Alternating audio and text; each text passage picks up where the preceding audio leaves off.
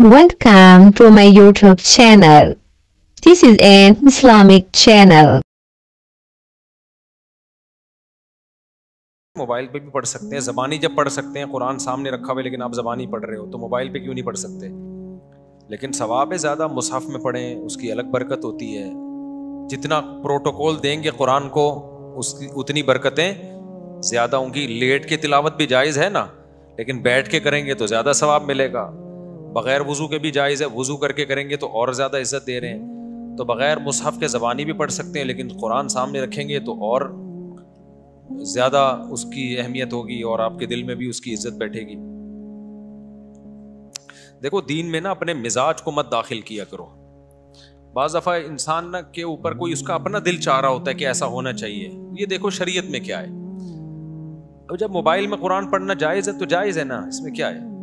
ہاں بہتر ہے پڑھ لو. تو بعض لوگوں کو یہ ہوتا ہے موبائل قرآن سامنے رکھا ہے موبائل میں پڑھ رہا ہے, تو کیا ہو گیا اس میں. بہت ساری چیزیں ہم دن میں نا لوگوں سے واسطہ پڑتا ہے ہمارا, تو وہ بری چیز نہیں ہوتی, لیکن آپ کا ایک خاص معیار بن چکا ہوتا ہے تو آپ کو بری لگ رہی ہوتی ہے وہ. میں بتایا تھا نا اعتکاف میں لوگ بعض دفعہ پوری رات پڑے سوتے رہتے ہیں, تہجد نہیں پڑھتے. تو ہماری انتظامیہ کے بعض لوگوں نے کہا یہ اعتکاف میں آئے ہوئے ہیں تہجد نہیں پڑھ رہے. تو میں نے کہا نہیں پڑھ رہے تو کیا ہے, تو پڑھے رہنے تو فجر تو پڑھ رہے ہیں نا, پڑھ لیں اچھی بات ہے, ان کو سمجھاؤ, لیکن نہیں پڑھنے سے آپ کو تکلیف کیوں ہو رہی ہے. ٹھیک ہے نا, یہ تکلیف ہونا غلط ہے. اس کا مطلب آپ شریعت سے بھی ایک ہاتھ آگے جانے کی کوشش کر رہے ہو. شریعت سے آگے مت نکلو بھائی, اعتدال پہ رہنا چاہیے. اعتدال پہ, افراط و تفریط کا شکار نہیں ہونا چاہیے. شریعت کا حکم ہے کہ کھانا سامنے آ جائے نا, بھوک لگ رہی ہے اور کھانا ہی سامنے آ گیا تو آپ جماعت چھوڑ سکتے ہیں, کھانا کھا لیں آپ. اس کا معمول بنانا جائز نہیں ہے. لیکن اگر کبھی ایسا ہو گیا کہ بھوک بھی لگ رہی ہے اور کھانا اتفاق سے اسی ٹائم پہ آ گیا سامنے, اب وہ چھوڑ کے جائیں گے, کھانا بھی خراب ہو جاتا ہے, ٹھنڈا ہوتا ہے, بعد میں دوبارہ گرم کرنا پڑتا ہے. بعض دفعہ یہ ہوتا ہے دل بھی نہیں لگتا نماز میں کہ یار ادھر کھانے کی طرف توجہ رہتی ہے. تو نبی صلی اللہ علیہ وسلم کی صحیح حدیث ہے, اذا وضع الطعام اذا وضع العشاء فابدؤوا بالعشاء, کہ جب رات کا کھانا رکھ دیا جائے تو کھانا پہلے کھا لو. نارملی اس کا معمول نہیں بنانا چاہیے, کبھی اتفاق سے ہو گیا تو پھر بھی کوئی لوگوں کو تکلیف ہو رہی ہے, نہیں جی ہماری جماعت. تو یہ اس کا مطلب ہے آپ شریعت سے دو ہاتھ آگے جا رہے ہو. مجھے یاد ہے ہماری کسی نے دعوت کی, بہت پرانا واقعہ, 20 سال تو ہو گئے ہوں گے اس کو, بلکہ اس سے بھی زیادہ. تو جب دعوت کی نا, میں مدرسے میں نیا فارغ ہوا تھا پڑھ کے, تو ہم سب بیٹھے ہوئے ہیں اور بھی کچھ علماء کو بلایا, کچھ دوستوں کو بلایا. بریانی تیار ہو رہی ہے نا, ہم بیٹھے ہوئے ہیں, ان کو پتہ نہیں عقیقہ تھا, ولیمہ تھا, کہ اب تو کھا کے یاد نہیں رہتا کیوں بلایا تھا, کس سلسلے میں, کھانا یاد رہ جاتا ہے.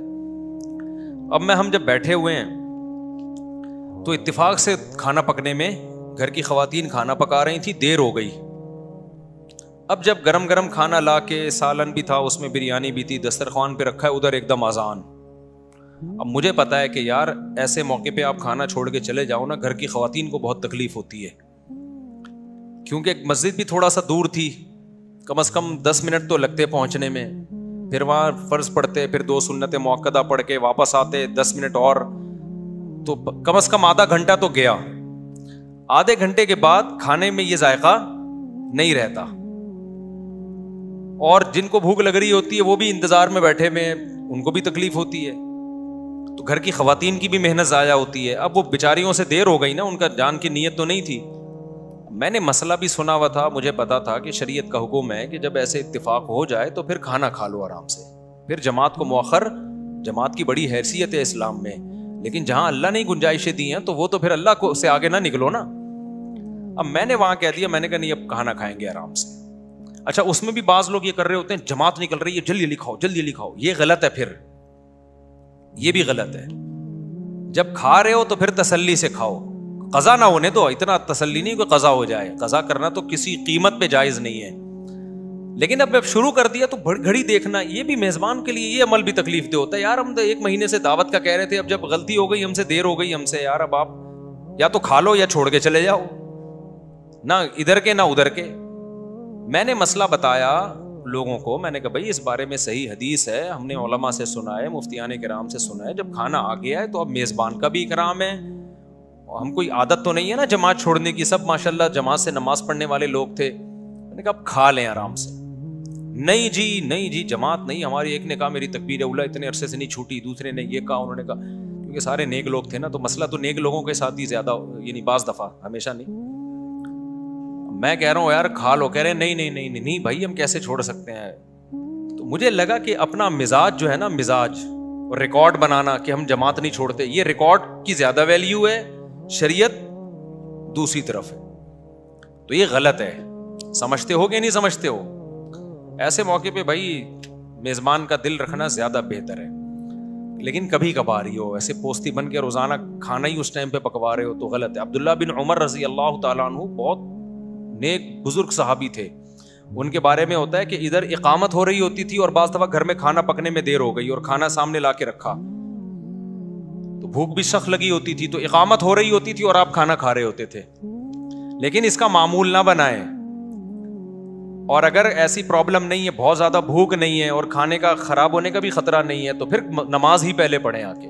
صحابہ میں تو کھاتے بھی 2 ٹائم تھے نا, شدید بھوک لگ رہی ہوتی تھی.